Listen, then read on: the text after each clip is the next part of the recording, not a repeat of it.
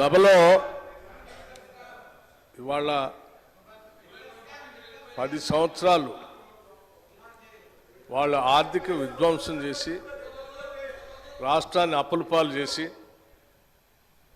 అసలు ఈ రాష్ట్రంలో పనిచేస్తున్నటువంటి ఉద్యోగస్తులకి జీతాలు కూడా ఇవ్వలేనటువంటి కటకటలాడే పరిస్థితులు ఈ రాష్ట్రాన్ని నెట్టేస్తే ఇప్పుడే కొద్దిగా ఘాట్లో పెట్టి నెల నెల మొదటి తారీఖున వాళ్ళ జీతాలు ఇస్తూ ఇటు వ్యవసాయాన్ని సంక్షేమాన్ని పరిశ్రమల్ని హైదరాబాద్ నగరాన్ని మహిళల్ని యువతని అందరినీ దృష్టిలో పెట్టుకొని ఒక ఆలోచనాభరితమైనటువంటి బడ్జెట్ను ప్రవేశపెడితే రాష్ట్ర వ్యాప్తంగా ప్రజలందరూ హర్షిస్తూ ఉన్నారు.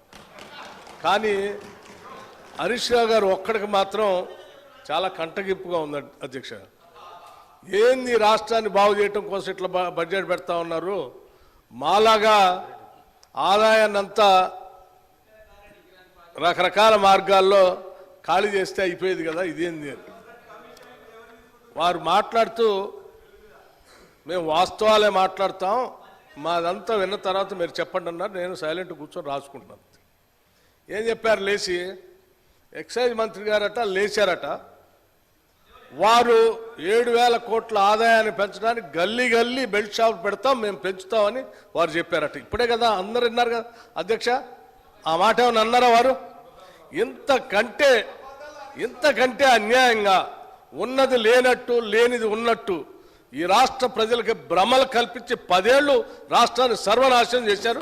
ఇప్పుడు మళ్ళీ మొదలుపెట్టారు. 5 నిమిషాల్లోనే భ్రమలు కల్పించడానికి ప్రయత్నం చేస్తున్నారు. ఇది ఎక్కడ అన్యాయం అధ్యక్ష? మీరు వాస్తవాలు జాగ్రత్తగా రాష్ట్ర ప్రయోజనాల కోసం క్రిటికల్ ఎనాలిటికల్గా